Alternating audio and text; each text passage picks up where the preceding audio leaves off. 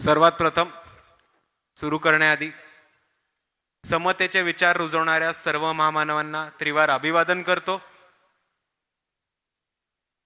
आज इथे उपस्थित वंचित बहुजन आघाडीचे अध्यक्ष बाळासाहेब आंबेडकर, पुण्याचे लोकप्रिय लाडके उमेदवार वसंततात्या मोरे, आपल्या सर्वांचे मार्गदर्शक ज्येष्ठ नेते वसंतदादा साळवे, पुण्याचे शहर अध्यक्ष मुनवरबाई कुरेशी, तसेच युवक अध्यक्ष आणि वंचित बहुजन युवक आघाडीचे राज्य सदस्य ऋषिकेशदादा नागरे पाटील, विशालदादा गवळी, अफरोजभाई मुल्ला आणि तसेच वंचित बहुजन आघाडीचे महिलाच्या शहर अध्यक्ष जिल्हाध्यक्ष अनिताताई चव्हाण आणि इथे उपस्थित सर्व मंचावरचे मान्यवर, तसेच इथे उपस्थित माझ्या बंधूंनो, भगिनींनो, माता भगिनी आणि या चळवळीतल्या तमाम युवक साथीदारांना माझा जय जिजाऊ, जय शिवराय, जय ज्योती, जय क्रांती, जय मल्हार, जय लहूजी,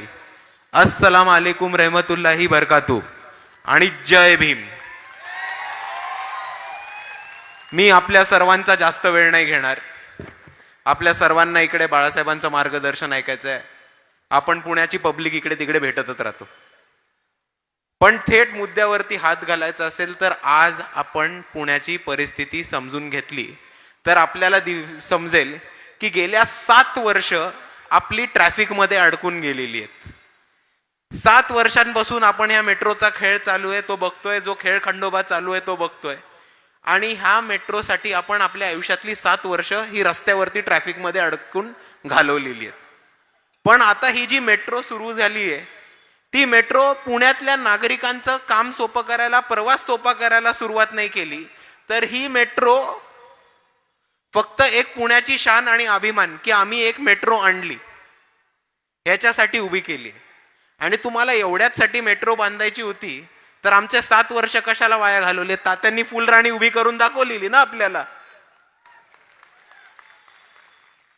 आणि आधी एक पुण्यामध्ये बस चालायची, आपल्याला माहिती असेल, पुणे दर्शन नावाची, ती बस बंद पडली आणि आता आपली मेट्रो चालू केली। ह्याच्यामधनं तुम्हाला रोज प्रवासी प्रवास करताना दिसणारच नाहीत। मंडे टू फ्रायडे खाली असते आपली मेट्रो, फक्त सॅटर्डे संडेला एकदा आपल्या शहरात मेट्रो झाली, आपण त्याच्यातनं प्रवास केला पाहिजे या भावनिकतेतनं लोक सॅटर्डे संडे प्रवास करतात, त्याच्यातनं 5 दिवस ही मेट्रो बंद पडलेली दिसते। आणि ट्रान्सपोर्टसाठी नाही तर टुरिझमसाठी अशा प्रकारची ही मेट्रो चालू केली आहे, आणि ही नागरिकांसाठी मेट्रो चालू नाही केली। कारण सोपी गोष्ट आहे, जर तुम्ही ही मेट्रो नागरिकांसाठी चालू केली असती तर तुम्हाला दिसलं असतं की इकडे विद्यार्थ्यांचे पासेस, स्टुडंट पासेस, सिनियर सिटीजन्सचे पासेस, अपंगांसाठी वेगळे पासेस, मंथली पासेस हे सुरुवात करताना आपल्याला लोकांसाठी दिसले असते, पण अशी कोणत्याही प्रकारची सुविधा आपल्या सर्वांसाठी उपलब्ध करून दिलेली नाही।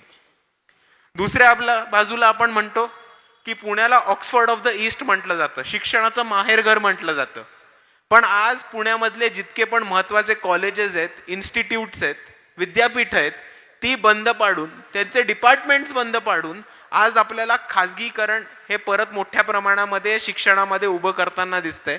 आणि आपल्याला पुण्यामधल्या ह्या खाजगीकरणाला विरोध करायचा आहे, शिक्षणाचा बाजारीकरणाला विरोध करायचा आहे, आणि शिक्षण सर्वांसाठी कायम स्वरूपी, मोफत आणि दर्जेदार याच प्रकारे राहिलं पाहिजे। आणि म्हणून 2019 पासून वंचित बहुजन आघाडी ही भूमिका घेऊन आली आहे की KG to PG हे शिक्षण मोफत, समान आणि दर्जेदार हे आपल्याला देणं हे राज्य सरकारची आणि केंद्र सरकारची जबाबदारी आहे। त्याच बाजूनी पुण्यामध्ये खूप मोठ्या पद्धतीने इकडे विद्यार्थी बाहेरनं येतात, शिक्षणासाठी येतात, MPSC UPSCच्या क्लासेससाठी येतात, स्पर्धा परीक्षांच्या। या विद्यार्थ्यांना मला नुसता एक प्रश्न विचारायचा आहे की आज कंत्राटीकरण होतंय, तुम्ही किती अभ्यास करा, तुम्ही कितीही पेपर लिहा, तुम्ही कितीही परीक्षा द्या, जर तुमची नोकरी आणि जर तुम्ही ज्या शासकीय पदासाठी तयारी करत होता तेच भाड्यावरती, कॉन्ट्रॅक्टवरती दिलं जात असणारे, तर तुम्ही इतका खटाटोप करायचा काय अर्थ? आणि दुसऱ्या बाजूला हे जे विद्यार्थी आहेत त्यांना शिकवणाऱ्या मास्टरांना मला एक गोष्ट सांगायची आहे की हे विद्यार्थी तर उद्या बेरोजगार होतीलच, कारण ह्यांच्या जे नोकऱ्या होत्या त्या कॉन्ट्रॅक्टी भरतीवरती दिल्या जाणार आहेत. पण तुम्ही 25 वर्षांपासून जे क्लासेस चालू होतात ते क्लासेस पण बंद पडणार आहेत आणि 25 वर्षांनंतर तुम्ही पण बेरोजगार होणार आहात. कारण जर स्पर्धा परीक्षा बंद झाल्या तर तुमच्याकडे शिकायला येणारे कोण? आणि हा मुद्दा इकडच्या विद्यार्थ्यांनी आणि शिक्षकांनी मास्तरांनी सुद्धा समजून घेतला पाहिजे. आणि ह्याच प्रकारे आपल्याला पुण्याच्या विकासासाठी मेट्रो परत एकदा नागरिकांसाठी उपलब्ध होईल आणि ती नागरिकांसाठी चालेल. ट्रॅफिकची समस्या, खाजगीकरणाची समस्या आणि पुण्यातल्या विकासासाठी आपल्याला एकदा बदल घडवून बघायचा आहे. आणि तो बदल आपल्याला यावेळेस वसंततात्या मोरे आणि वंचित बहुजन आघाडीच्या स्वरूपाने मिळालाय.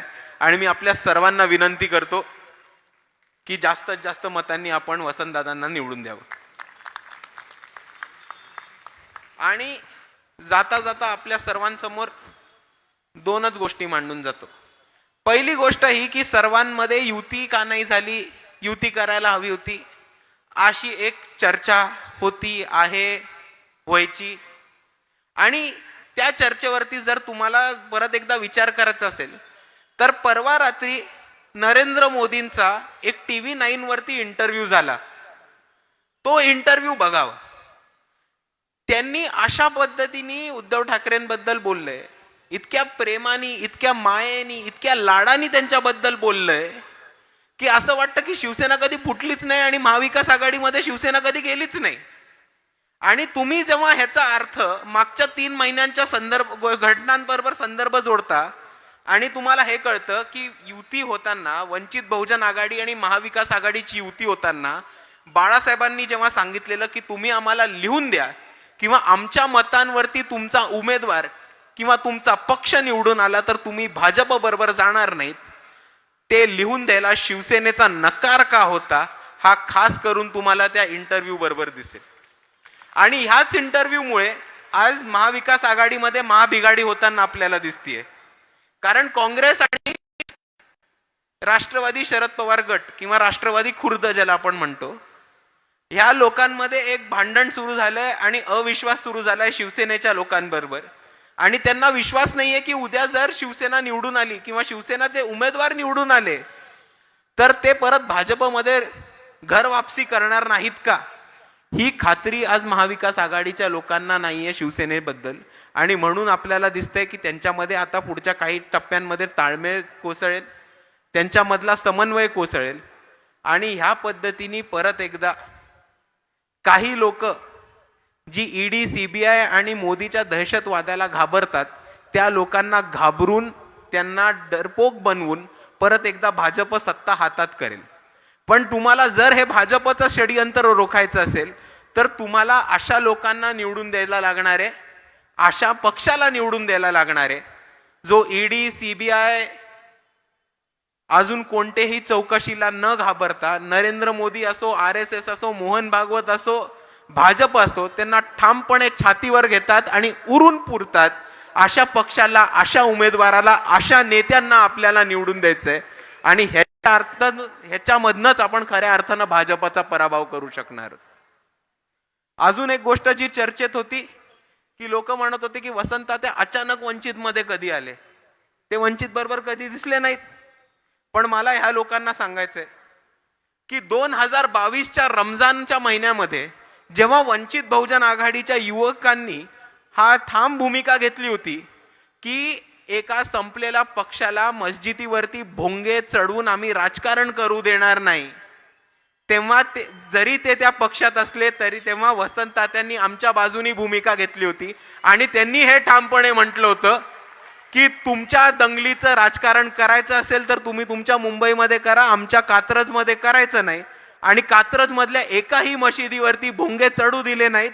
हे आपले वसंततात्या मोरे आज तेव्हा आपल्या भूमिकेला समर्थन केलं, आज जाहीरपणे आपल्या पक्षामध्ये प्रवेश घेऊन आपल्याला खासदार बनताना ते दिसत आहेत.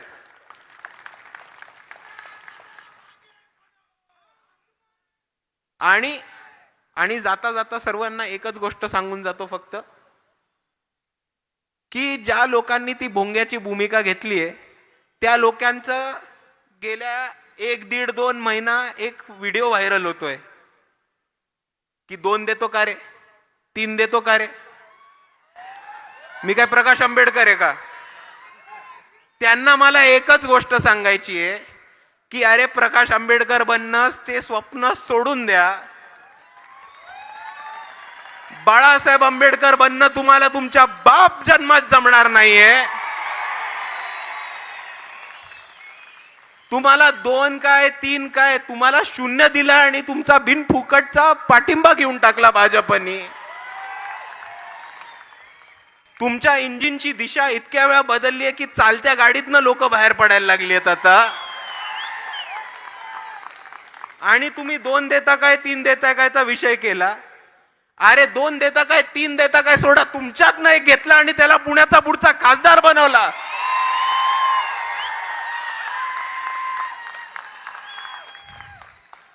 आणि म्हणून आपल्या सर्वांना समजलेलं की परिस्थिती काय, आपल्या सर्वांना समजलेलं की घाबरणारी लोक कोण आहेत, आणि आपल्या सर्वांना समजलंय की स्वतःला विकणारी लोक कोण आहेत. आणि ह्या परिस्थितीमध्ये जर आपल्याला ठामपणे परत एकदा पुण्याचा विकास करायचा असेल, जर आपल्याला परत एकदा लोकशाही ठामपणे उभी करायची असेल, जर आपल्याला भारताचं संविधान वाचवण्याचं असेल, तर आपल्या सर्वांसमोर एकच पर्याय, तो म्हणजे बाळासाहेब आंबेडकर आणि वंचित बहुजन आघाडी. आणि म्हणून सर्वांना एवढीच विनंती करतो की येत्या 13 तारखेला आपण सर्वांनी ताकदीने मतदानाला बाहेर पडायचंय आणि मतदान करायचंय. तुम्हाला आपली निशाणी माहिती आहे काय? काय? Road roller. ती 1 नंबर कडक निशाणी मिळालेली आपल्याला. आणि इकडच्या भ्रष्टाचारांचा, जातीवाद्यांचा आणि मक्तेदारांच्या अंगावरती हा रोड रोलर आपण चढवणार आहोत, वंचितांचा. आणि बाकीच्यांच्या निशाणी सारखी आपली नाहीये निशाणी, विकास कामाची निशाणी आहे आपली, बाकीच्यांसारखी नाहीये की भाजपवाले येतात निवडणुकीमध्ये कमळचा फूल दाखवतात आणि निवडणुकीनंतर आपलाच एप्रिल फूल बनवून निघून जातात. आणि दुसऱ्या बाजूला काँग्रेसवाले येतात, इलेक्शन मध्ये पंजा दाखवतात आणि इलेक्शन संपल्यानंतर दूरूनच असं टाटा बाय बाय खतम गया. आणि म्हणून मी आपल्या सर्वांना एवढीच विनंती करतो की येत्या 13 तारखेला जास्तीत जास्त मतांनी आपण वसंततात्या मोरे यांना निवडून द्यावं, रोड रोलरच्या बटनावरती आपला शिक्का मारावा. एवढंच बोलतो आणि आपल्या सर्वांची रजा घेतो. जय भीम, जय संविधान. एबीपी माझा, उघडा डोळे बघा नीट.